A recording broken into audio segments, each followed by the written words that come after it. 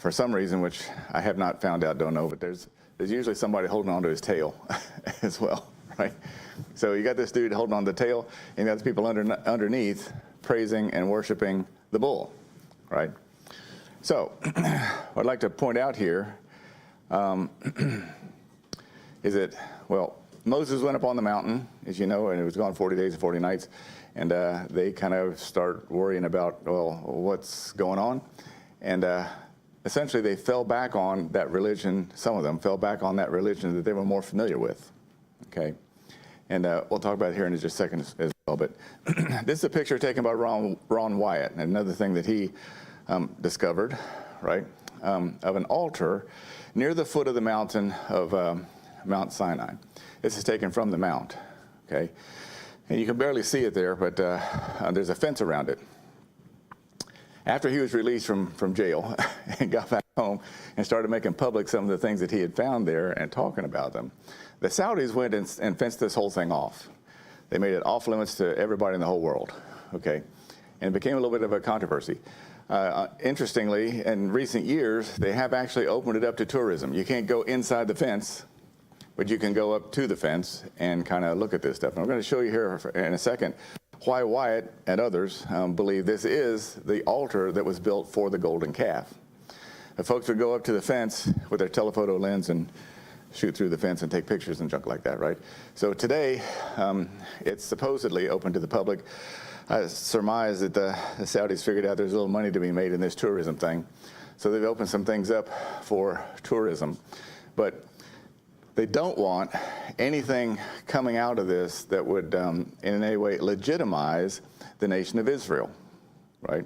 For, I think, obvious reasons today. And even Christianity, because Christianity legitimizes the nation of Israel, right? So they don't want anything like that coming out. But you'll see kind of the evidence that he found here and that he sort of publicized. This is a picture from Google Earth that shows the fence around the altar, okay, remains today. They don't want you going inside. This basically shows where it is in relation to the mountain itself. I've got another picture of that here a little bit later with some other stuff in the area. And I would also point out, this is from closer up. You can see the fence there in the lower right. But the thing that sort of sets it apart, if you will, is that they piled up all these rocks, which, if you're familiar with the Old Testament about building altars, you're supposed to use uncut rocks. Right, so they piled up the rocks, but the one on top is large and flat. And that's where he thinks that the golden calf actually stood. So, of course, why is it not there today? You remember Moses took it down and ground it up into powder and threw it in the brook and made him drink it, right? So the golden calf itself was destroyed at Moses' command. But here's what makes him think that this is the actual altar. These rocks are covered all over with inscriptions and carvings and stuff like that, right? And most of them have to do with a calf or a bull. Now, I've circled here in red a few that are particularly noteworthy. The two on the right, the one on the right and the one in the center, show this guy underneath with the hands raised, underneath the bull, right? And the one on the left shows the guy holding the tail, just like they did back in Egypt, right? This is another one. It's a little more clear. Whoops. Did I do that? A little more clear there that the person underneath with the hands raised worshiping the bull. Here's one holding the tail. And one more holding the tail. Okay. So there are many inscriptions. We're going to see some more here in just a second, all over the rocks on this altar. And that's what led Wyatt and others, since he died, to conclude this probably is the altar that was built for the golden calf. This is Wyatt's rendition of what that might have looked like, okay, even though the fence is there. Some of you might remember this guy. I told you we're going to see him again. He's a South Korean doctor by the name of Sung Hak Kim. I think that's right, right? But he was the personal physician for the Sheikh of Mecca for 20 years and lived in Saudi Arabia as the personal physician, and became very close friends with the Sheikh and got special privileges to go around and see things other people couldn't see. You might remember earlier we introduced him as he had gotten permission to go see the caves of Jethro before they were made public to anybody else. Okay, so he actually got to go in and take a look at them, get some pictures, circulate them for the world, and so on and so forth. I don't know if he was a popular guy for doing that or not, but he did do that under official authority, permission from the sheikh. Okay, but he made a pretty important discovery, I think, on this altar. This is him pointing to one inscription there, which you can see is a Hebrew or Jewish menorah. So this is one where it ties it directly to the children of Israel. Where was it that the children of Israel were given the instructions on how to build such a thing? This candlestick at Mount Sinai. So I'm going to submit that after the great sin took place and they did their thing and they were punished, we'll talk a little bit more about that. As other things developed, the thing was still there, and they came and added some other inscriptions later on. This kind of shows, for scale, he put his watch down there to show the scale of the menorah. Now, another interesting thing is that since that picture was taken, when was that? 2006, okay? Someone has gone in and tried to remove the menorah, okay? They've chiseled it off.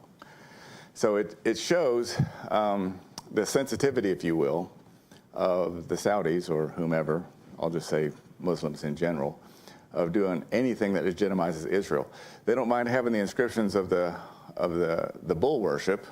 You can tie that to the Egyptians, right? And you can make all kinds of stories about what that's about if you care to. But that menorah particularly ties it to the Jews, to the Hebrews, to the Exodus, right? To the instructions that were given at Mount Sinai. And so somebody has tried to remove that since then. So what happened after Moses came back down? God says, the people have sinned, get back down and take care of it, right? So he says, and when Moses saw the people naked, for Aaron had made them naked unto their shame among their enemies, then Moses stood in the gate of the camp and said, who is on the Lord's side? Let him come unto me. And all the sons of Levi gathered themselves together unto him. So I'll pause for just a second. How many people do you think that was? All the sons of Levi. That's a pretty good group, right? There were 600,000, I'll call them military-age men in the group. Now, if you go and look, you'll find that the number of the Levites was not given. God commanded it not to be given. There was a time when he said, go number all the people, and they said, if this tribe got this many, and this tribe got this. But he said, don't number the Levites, because he assigned the Levites the duty of taking care of the tabernacle. And so he didn't have a specific number for the Levites, but just for purpose of discussion, I'd like to make a point here. Let's just say that the number of the population was evenly distributed amongst the tribes. How many tribes came out of Egypt? It's a little bit of a trick question. Because if you look at the listing, right, you got the 12 tribes, but instead of listing Joseph, they got Ephraim and Manasseh. So in a sense, Joseph got counted twice. A lot of ministers can do a lot of sermons on that. That's why that happened. So you got them and Levi. 13 actual tribes are actually talked about. So depending on whether you wanted to use the number 12 or 13, not a big deal. Just a little fun fact for you. But if you take that and divide it into 600,000, you get somewhere between 46 and 50,000 people, men, military age, right? That's a pretty good group. And he says, and he said unto them, thus saith the Lord God of Israel, put every man his sword by his side. Now, it's not often in this Exodus story that we hear about how these guys were armed, right? And we often wonder how they fought off these people. But, you know, we just studied last week how they fought the Amalekites and won because Moses kept his hands up, right? So obviously they were armed. So here we are with swords among the Levites who are to become the priests, okay? It says, and go in and out from gate to gate throughout the camp, slay every man his brother, every man his companion, and every man his neighbor. He told him, everybody who is involved with this sin, this calf worship, kill him, right? And the children of Levi did according to the word of Moses, and there fell of the people that day about 3,000 men. Now, so here's the point I'd like to make. Oftentimes we read this story about the congregation falling into sin after Moses left and they didn't want to wait on him or whatever, right?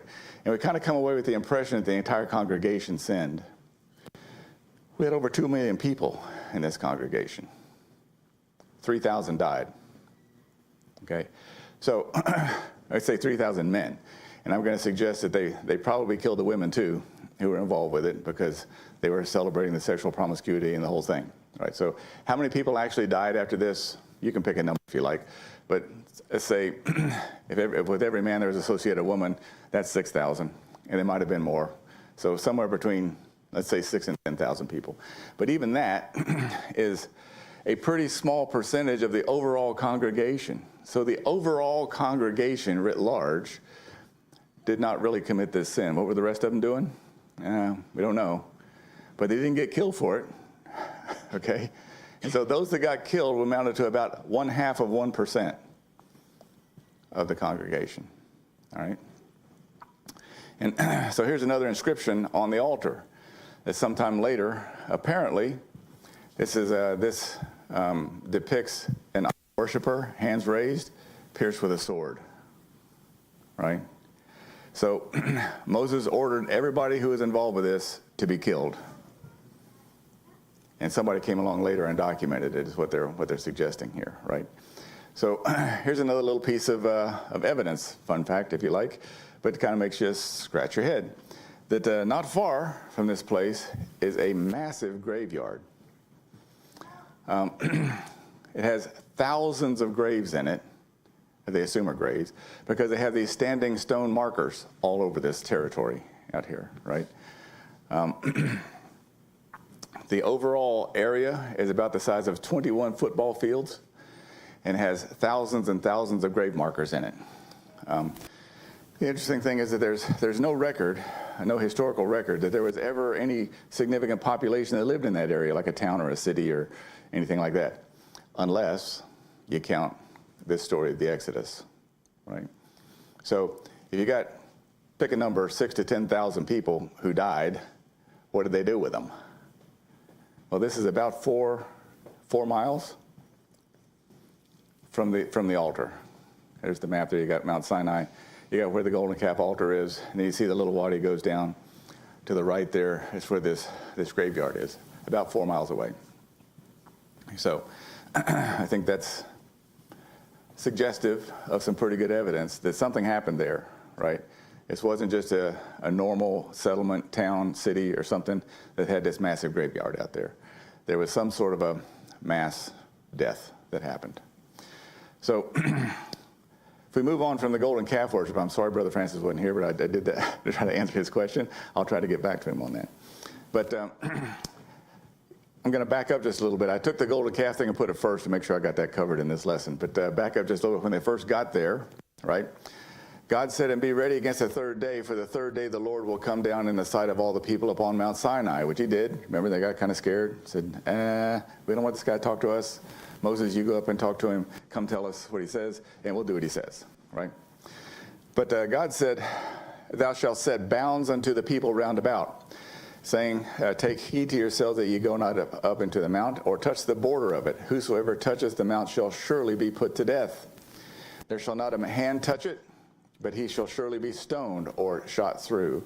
Whether it be beast or man, it shall not live. When the trumpet soundeth long, they shall come up to the mount. So God instructed Moses to create boundaries around the foot of the mountain so the people couldn't get too close. And Wyatt seems to think he found them. There are these piles of stone that are piled up just right around the foot of the mountain, all the way around that side of the mountain where they face kind of what we call the congregation, or where they might have been staying, right?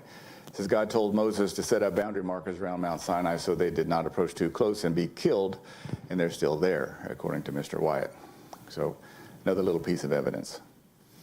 This has got a whole lot in it, this particular passage, and try to get through the rest of that here today, I hope. But he says, this is where, again, remember we talked last week how when they first came to the mountain and God came down on the mountain and he spoke to them from a voice, right? That's what got them all scared. But God himself spoke to the entire congregation, this 2 million people, and he gave them the 10 commandments then. I didn't read it last week, but he spoke to them. He went through the whole 10 commandments thing with them then. And so every person got to witness hearing God Almighty himself, okay? In addition, because we often think about Moses the only guy that got to talk to God at this time, right? But the scripture also says that God told him to bring some more people up to the mountain later on, right? It says, and he said to Moses, come up unto the Lord, thou and Aaron and Nadab and Abihu and 70 of the elders of Israel, and worship ye afar off. So he's taking them away from the congregation, part way up the mountain, but not all the way. He says, and Moses alone shall come near the Lord, but they shall not come nigh, neither shall the people go up with him.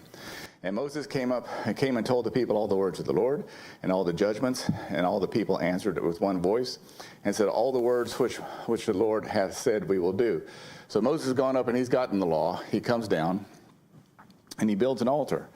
It says, Moses wrote all the words of the Lord and rose up early in the morning and builded an altar under the hill and 12 pillars according to the 12 tribes of Israel.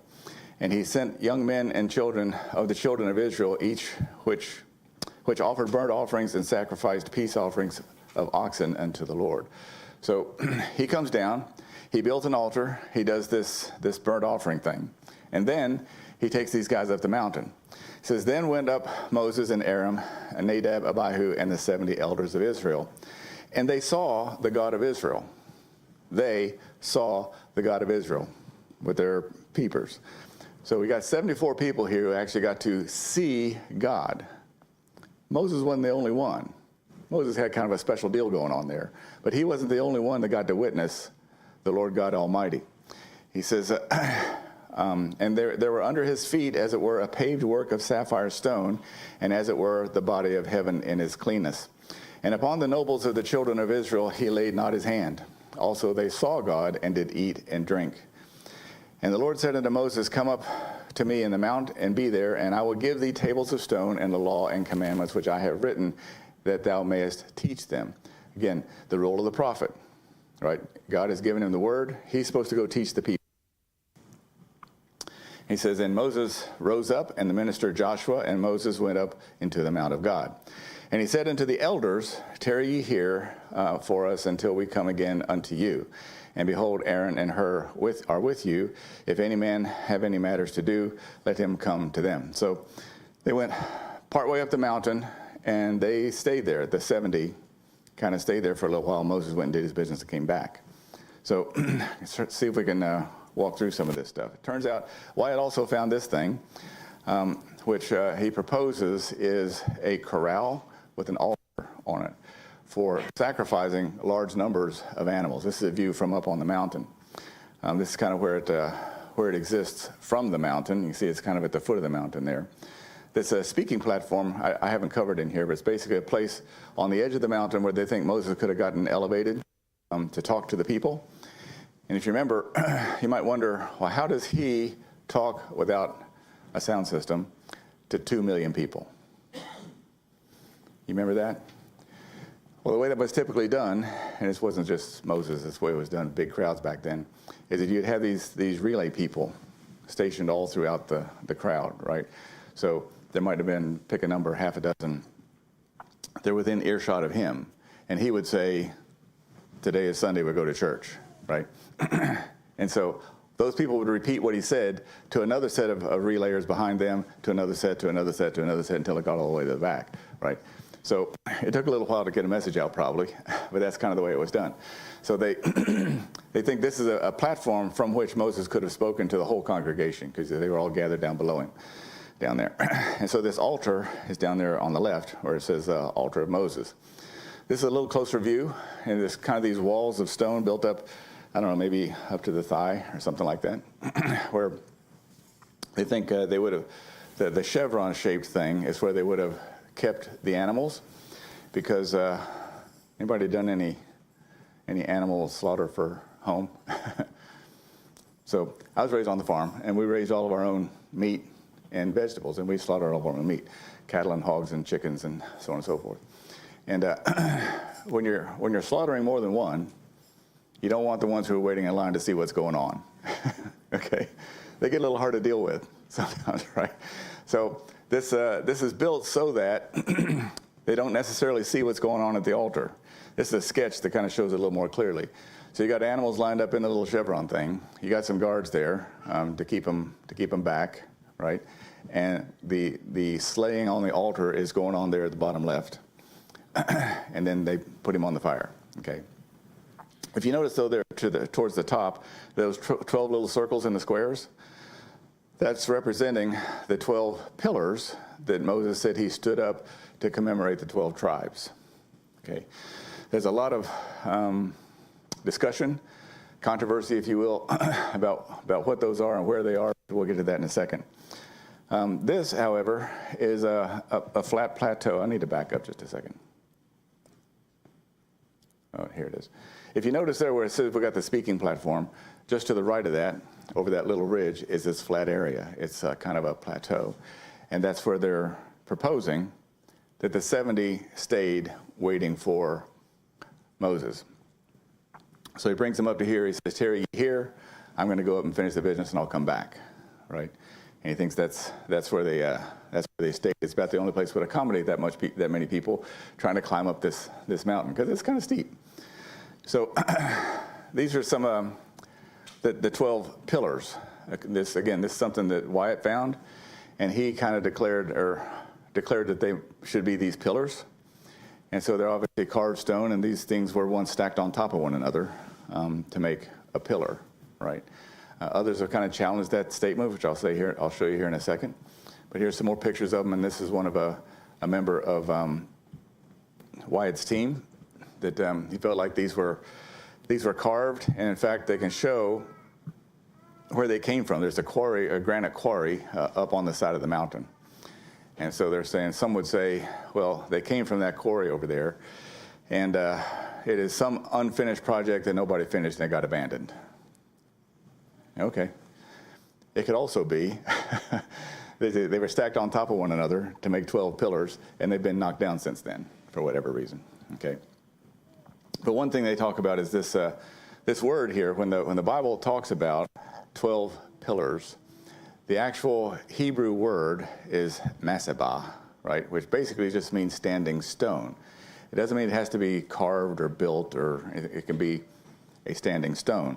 And in other places, these are the pillars at Gezer in Israel, right, where oftentimes they would just stand a stone up. That's what Jacob did when he was going up to Laban, right? He poured the oil on it and made an altar and so on and so forth.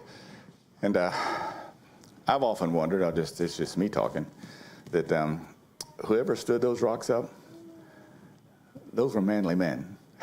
Okay, I don't know how they get them standing up like that, but it's a common thing throughout this region that you find these gargantuan stones piled on top of even that altar. Those are heavy-duty stones. So we had some strong bubbas that were hauling those things around, standing them up, doing what they were doing. This is another sketch, one guy's idea of what those stones might have been, that the pillar might have just kind of been an outdoor sort of worship area, right? Where people could come in there and sit. But lots of different opinions as to what they might be. But the fact that we got these round stones, obviously carved, man-made, that are laying around all over the place down there. So Wyatt seems to think they were once stacked and made pillars. So here's another one. I think it's kind of unusual and interesting, but you got 2 million people out here. You're going to have to assume that there's a pretty large encampment, right? And this encampment, as we talked about earlier, should make available water. And frankly, quite a lot of it to accommodate 2 million people and what the Bible called very much cattle, right? And again, coming from the farm, if you're supporting yourself off of these livestock and herds and so on and so forth, there are more animals than there are people, normally, right?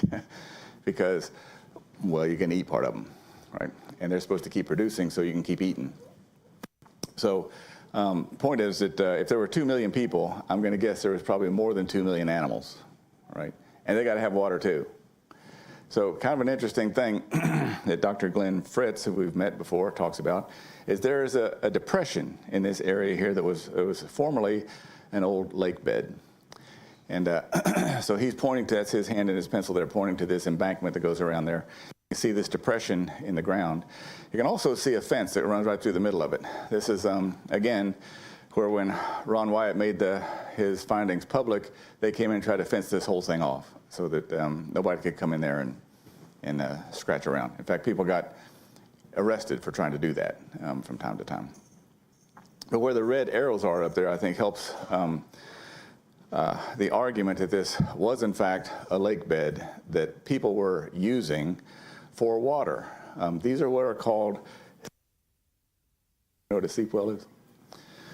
So, again, if you've raised animals before, anything like that, when the cattle and the sheep and the goats go to get a drink, oftentimes they'll wade right out in the water, you know, and they'll drink, and they deposit what they ate and they drank last time in the water, right? Which is not particularly desirable, shall you say, if you're using that as a source of drinking water.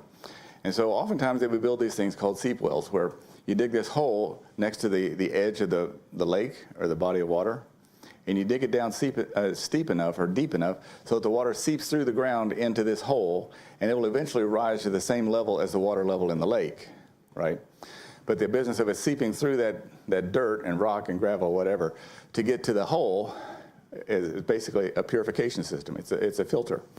So it's called a seep well. And Wyatt found several of these things around the area, all right? In fact, he got into trouble on some of them because the one there where there's a big hole, he just said he'd dig one up, see what he could find, okay?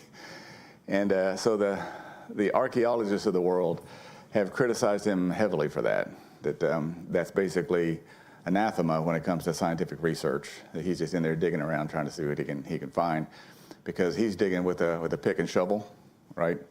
And an archaeologist likes to dig with a spoon and a brush, you know, take out one spoonful of dirt at a time to see, make sure they don't miss anything, make sure they don't damage anything, make sure that nothing gets overlooked, right? And they can capture all the evidence they can possibly capture. And this was probably the epitome of the unscientific way to do this investigation. And so once again, he was criticized very heavily. To this day, he's sort of anathema to a lot of the scientific community. If you tell him that anything is associated with Ron Wyatt, it's immediately dismissed, okay? I guess they're free to do that if they care to. But my point would be, what if he did find something real, right? And he's done enough of this stuff that you have to wonder. We studied his stuff for Noah's Ark, for Sodom and Gomorrah, for the Red Sea crossing, and now here at Mount Sinai. And he's finding some pretty interesting stuff. And whereas he was dismissed all along the way, he died in 1999, other people are coming along later and taking a look at it and going, you know what? I think the guy was onto something, right? And so we'll leave that to you. But the point of the matter is that there's lots of this evidence around, and Wyatt was the one who at least brought the attention to it. And it was, once again, not well received. The fact that he had brought all this attention to it was not well received by everybody. When he was released from prison and went back home and so on and so forth, he was actually on 60 Minutes, and they interviewed him about the stuff that he had found. He showed pictures. He talked about the things he had found. And so it winds up being quite a buzz. Back then, this is like in the late 80s. And he brought the world's attention to these things that he had found. And like I say, what I call the modern day Pharisees would tell you that he was a bumbling idiot and didn't know what he's talking about, sensationalist and so on and so forth. But I think there are many folks since that time that are going, maybe not quite so much of an idiot. But the part I think that got my attention was he was adamant that you had to follow the Word of God as it is written. Okay? So take it exactly the way it is written, and let's see where that leads us. That was his thing. As far as I know, I don't know that he even knew who William Branham was, although they were contemporaries. I don't know that he was in the message or anything. He was a very strong Christian, very faithful, but he had absolute 100% faith in the scriptures as they are written. And that, frankly, inflamed a lot of the people who criticized him as well, because the scientists would like to tell you that half the stuff in the Bible is wrong because, well, we can't prove it, so it's wrong, right? And he wouldn't accept that. So that kind of got my attention. And then the fact that he was not educated sounds to me like one of those people that God likes to use, right? How many times throughout history did God do that? I mean, Moses was very highly educated, Paul was very highly educated, but most of the prophets, we have no idea that they were educated at all, right? Ordinary people, and that's the way God likes to operate a lot of times. So, once again, this is it's a picture of the fence going across the middle of the lake, right? And you can see the seep wells in the extreme bottom left down there. This is Dr. Fritz again pointing out the extent of it. That was a pretty fair-sized lake, and we saw last week how there were certain streams and brooks that run off of the mountain even today. Some of them are seasonal; they don't run year-round, but some of them do. So there's definitely water in the area, right? And of course, we saw from the previous lesson there in Iphidim, where he split the rock and the water came out. 4 rivers came out of the rock and watered 2 million people and all of their flock, and they did their laundry. They washed their clothes, right? So lots of water in the region. There's one more picture there kind of showing the edge of it there. The white building there on the right is a guard shack from the Saudis that they put up there to keep people away, okay, before it got opened up to tourism. And once again, kind of the location it is relative to the mountain and the golden calf altar. So you can believe what you like, right? But my opinion, if you take any one of these little tidbits and set it over here on its own, you might go, that's interesting. 2, it's a little more interesting. 3, 4, 5, 6, a dozen of them. You got to go, okay, now I need you to explain to me why this would not be the real Mount Sinai. Because all these pieces of evidence that we can trace directly back to the scriptures, we're seeing evidence here, and somebody might say, well, that's not what that is, or that pile of rocks means nothing, or that little round stone means nothing, right? By itself, you're probably exactly correct. But when I add them all up, I'm going, I don't know. It looks pretty plausible to me. But the point I'm making is, particularly for the young people, is that this evidence is everywhere. We've shown that in the previous parts of this series, particularly stuff like the Great Flood. Science will tell you there's no evidence for the Great Flood. Just look at the geologic record. No evidence. And I would submit the evidence is everywhere you look. It is everywhere. It is so much bigger than what they have given God credit for that geologic record that they're pointing to is the evidence. All those layers they're talking about, that is the evidence, okay? Sodom and Gomorrah, no evidence that ever happened. Really? Well, if you look at that stuff we looked at there before, we got 5 cities there. You can't explain why you got these piles of burnt limestone rock embedded with brimstone. Nobody can explain that. So my point is that the evidence is there if you're willing to look at it, if you're willing to accept it. And as we said earlier, there's a place where scientific fact and education have to intersect with faith, right? And so fundamentally, if you approach the question from the position that I believe the Bible is true, now show me things that support that narrative, that's one way to approach it. If you start out by saying the Bible is false, right, and there's no amount of evidence you can show me that will make me believe it, well, guess what? You're never going to believe it, right? So that's what I'm trying to get across here is